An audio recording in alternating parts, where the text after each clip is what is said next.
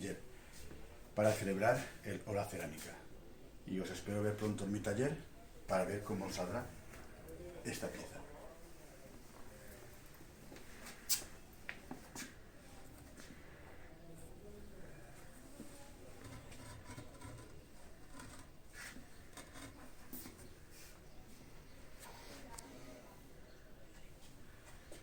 Bueno, ya veremos cómo sale.